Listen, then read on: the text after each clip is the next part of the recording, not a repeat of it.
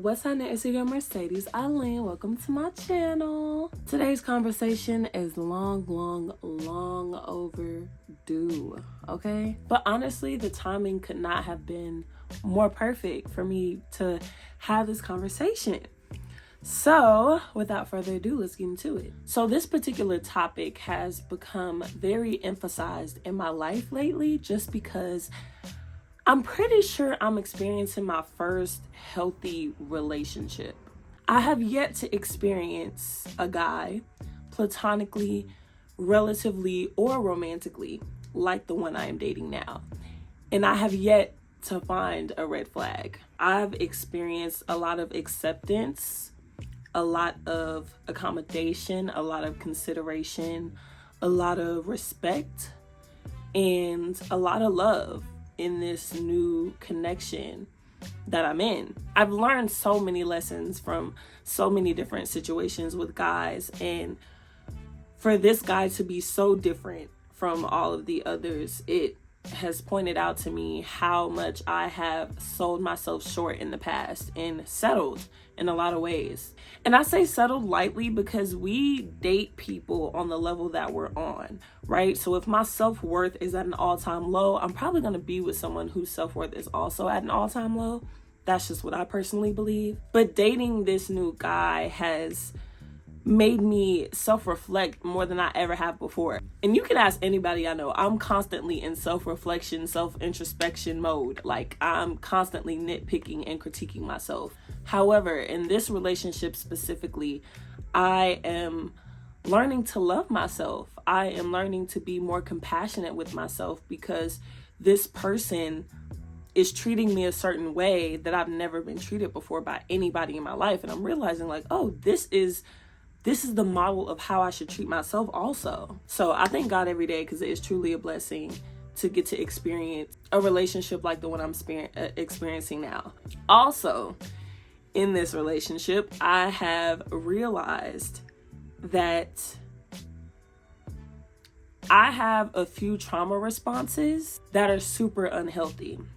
Case in point, the guy that I'm dating now, I met him when he lived here. I live close to Dallas, so he lived in Dallas whenever we first met. And 2 months into us meeting, it became a long distance situation, right? So when he first notified me of this, I was actually very annoyed and I wanted to end the relationship. Like, I wanted to be done. I wanted to end the relationship and be done because I feel like all my life I have been getting into situations with men or just dealt the cards of loving men and yearning for men that are unavailable. Exhibit A, my father.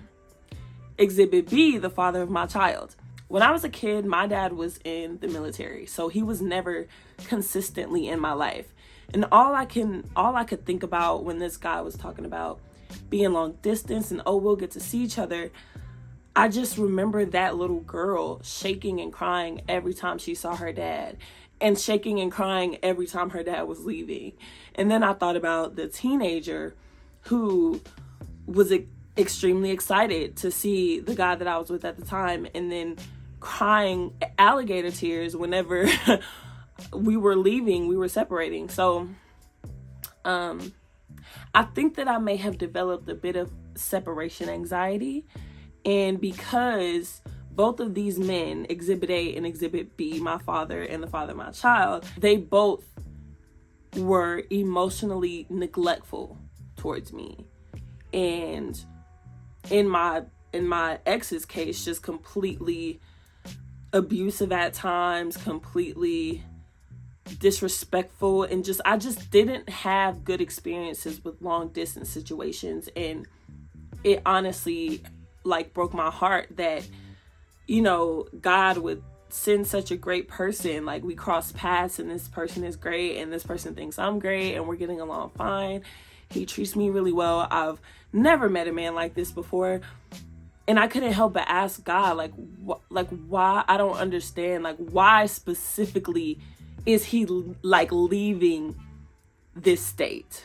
It just feels like it's constant, It's like, well, God, do you want me to be with anyone? Because it seems like I have some type of curse on me. And it's like every time I meet a guy that actually is worth being with, which is not, you know what? Hold on, wait. I can't even say a guy that's worth being with because my ex was not really worth being with. And my dad wasn't the greatest either. However, just in my distorted perspective of things, why does every guy I love have to leave? And honestly, I cried about it. I was more sad about that than I was about him actually leaving, to be honest, because I didn't question if I could maintain a long distance relationship. I more so questioned, am I going to be hurt in this situation? Is he going to abandon me like my dad and my ex did? Not even just physically, but emotionally. You know, psychologically, am I going to be harmed in this situation? And I had to have a real talk with God about it because I had to really assess, one, was I gonna let fear itself stop me from doing something? One. And two, was this relationship in this guy, this connection with this guy, worth risking being hurt again? In my conversations with God about this situation, the Holy Spirit convicted me because I was, first of all, not doing something out of fear.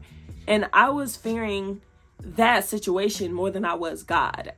Maybe these situations with my dad and with my ex were preparation for this time with this guy. Maybe God knew before, well, I know he knew, right? We know he knew, but maybe that was preparation for this moment, and understanding the fact that God turns everything out for our good at the end of the day.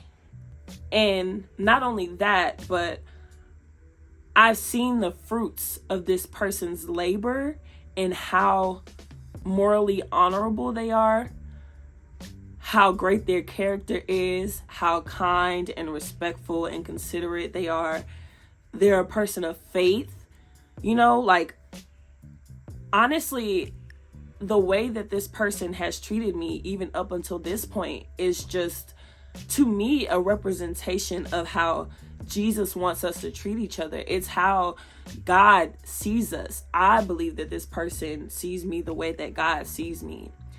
And I just couldn't get over that. Like, I'm like, okay, yeah, I don't want to not do something out of fear, but this love that I'm experiencing with this person, I can't even say the relationship. It's literally just the love that they are showing me is so Christ-like. They have to be sent from Jesus himself, okay? And I know there are counterfeits, right? I'm not saying anything is set in stone, but just from my experience up until this point, I've seen the fruits of this person's labor in their attitude, in their personality, in their life. They have good things going for themselves. They're very consistent. They are responsible. Like, the emotional intelligence is where it needs to be. And like I said, the situation made me look at myself and be like, okay, well, girl, you can't focus on the other person no more because the other person is not the problem. See, in the past,